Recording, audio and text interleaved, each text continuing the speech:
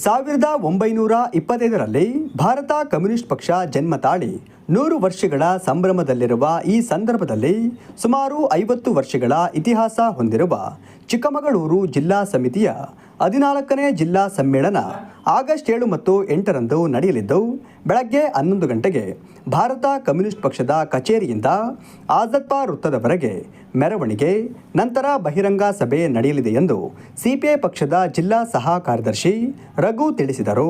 ಈಗ ಚಿಕ್ಕಮಗಳೂರು ಜಿಲ್ಲಾ ಭಾರತ ಕಮ್ಯುನಿಸ್ಟ್ ಪಕ್ಷದ ಜಿಲ್ಲಾ ಸಮ್ಮೇಳನದ ಪೂರ್ವಭಾವಿಯಾಗಿ ಈಗಾಗಲೇ ಪ್ರಚಾರವನ್ನು ನಾವು ಪ್ರಾರಂಭ ಮಾಡಿದ್ದೀವಿ. 7 ಮತ್ತು 8ನೇ ತಾರೀಕು ಇದೇ ಆಗಸ್ಟ್ ತಿಂಗಳಲ್ಲಿ ನಡೀತಕ್ಕಂಥ ಜಿಲ್ಲಾ ಸಮ್ಮೇಳನವನ್ನು ಭಾಳ ಯಶಸ್ವಿಯಾಗಿ ನಡೆಸಬೇಕು ಅಂತ ಹಿನ್ನೆಲೆಯಲ್ಲಿ ಇವತ್ತು ನಗರವನ್ನು ಸುಂದರವಾಗಿ ಅಲಂಕಾರ ಮಾಡತಕ್ಕಂಥ ಕಾರ್ಯದಲ್ಲಿ ಇವತ್ತು ನಾವಾಗಲೇ ತೊಡಗಿಸ್ಕೊಂಡಿದ್ದೀವಿ. ಇದರ ಉದ್ದೇಶ ಅಷ್ಟೇ, 3 ವರ್ಷಕ್ಕೊಮ್ಮೆ ನಡೀತಕ್ಕಂಥ ಜಿಲ್ಲಾ ಸಮ್ಮೇಳನ. ಈ ಸಮ್ಮೇಳನಗಳಲ್ಲಿ ಏನಾಗುತ್ತೆ ಅಂದರೆ ಬಹಿರಂಗ ಸಭೆ ನಾಳೆ 7ನೇ ತಾರೀಕು ನಡೆಯುತ್ತೆ. ಇದರಲ್ಲಿ ಹೆಚ್ಚಿನ ಅಂಶ ಕನಿಷ್ಠ 3,000 ಜನ ಇದರಲ್ಲಿ ಭಾಗವಹಿಸ್ತಾರೆ. ಭಾಳ ಒಂದು ದೊಡ್ಡ ಕಾರ್ಯಕ್ರಮವಾಗಿರುತ್ತೆ, ಅರ್ಥಪೂರ್ಣವಾದ ಕಾರ್ಯಕ್ರಮವಾಗಿರುತ್ತೆ.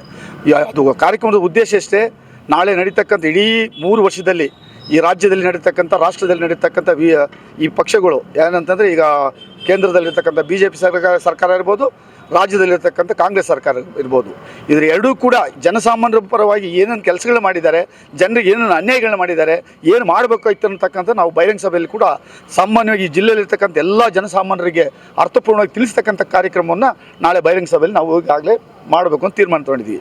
80ರ ದಶಕದಲ್ಲಿ ಆರಂಭವಾದ ಪಕ್ಷ ನಿರಂತರವಾಗಿ ತೋಟ ಕಾರ್ಮಿಕರ ಹಕ್ಕುಗಳು, ನಿರುದ್ಯೋಗ ಸಮಸ್ಯೆ, ನಿವೇಶನ ರಹಿತರ ಸಮಸ್ಯೆ, ಹಕ್ಕುಪತ್ರ, ಅಂಗನವಾಡಿ ಕಾರ್ಯಕರ್ತೆಯರ ಸಮಸ್ಯೆ, ಬಡವರು, ದೀನದಲಿತರ, ಶೋಷಿತರ ಏಳಿಗೆಗಾಗಿ ಶ್ರಮಿಸುತ್ತಿದೆ ಎಂದು ಜಿಲ್ಲಾ ಮುಖಂಡರಾದ ಎಸ್ ವಿಜಯಕುಮಾರ್ ಹೇಳಿದರು.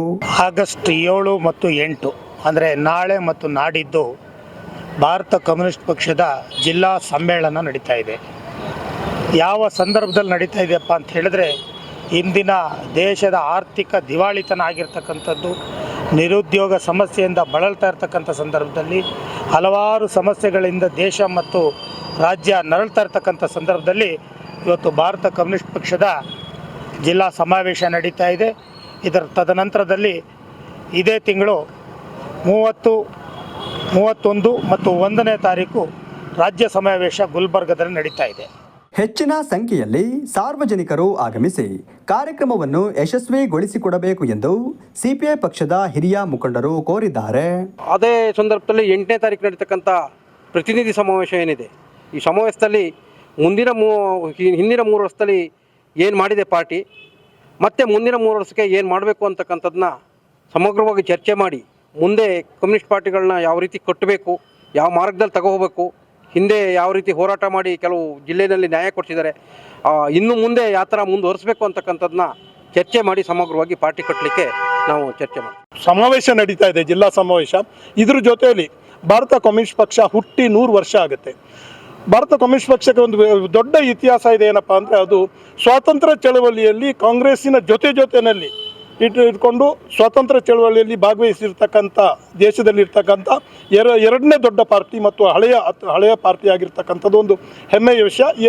1925ರಲ್ಲಿ ಹುಟ್ಟಾಗಿರ್ತಕ್ಕಂಥ ಪಾರ್ಟಿ 100 ವರ್ಷ ಇವತ್ತು ಒಂದೇ ಚಿಹ್ನೆ, ಒಂದೇ ಇದ್ರ ಮೇಲೆ ಇವತ್ತು ಇರ್ತಕ್ಕಂಥ ಒಂದು ಕಮ್ಯುನಿಸ್ಟ್ ಪಕ್ಷ. ಈ ಸಂದರ್ಭದಲ್ಲಿ ರೇಣುಕಾ ರಾಧ್ಯ, ವಸಂತ್ ಕುಮಾರ್, ಧರ್ಮರಾಜ್, ರಮೇಶ್ ಉಪಸ್ಥಿತರಿದ್ದರು.